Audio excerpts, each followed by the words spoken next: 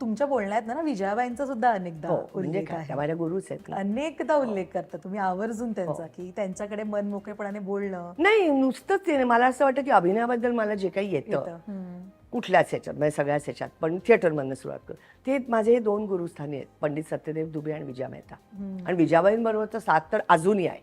अजूनही मी त्यांच्या घरी जाते, त्या माझ्याकडे फोन होतो आणि त्यांना कधी कधी विचारते काही गोष्टी. आत्ता पण माझं अवॉर्ड होतं, त्यांना लगेच फोन केला, त्यांचाच फोन आला मला. ते होतच म्हणजे कायमची नाती म्हणते ना तशी आहे ती. ओरडा पडलाय कधी त्यांच्याकडनं?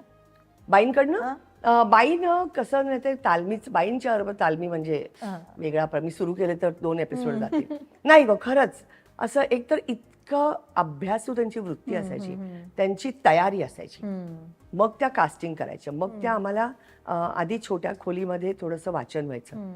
एकदा कास्ट त्यांची त्याच्या आधी त्या छोटीशी, आत्ता त्याला ऑडिशन हे नाव पडले, पण तेव्हा त्या नुसतं इंटरॅक्शन राहतात.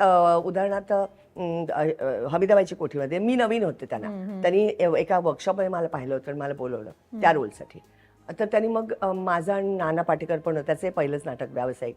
तर आमचं एक छोटंसं इंटरॅक्टिव्ह की हे पुस्तक त्याला द्यायचं आणि मग तो काय म्हणेल असं घेतलं की अशोक सराफ आणि मी, आमचं त्याच्यात मी त्याची बायको असते नंतर, तर हे इंटरॅक्टिव्ह त्या करतात. मग त्यात छोट्याशा खोलीत आमची वाचनं सुरू होतात.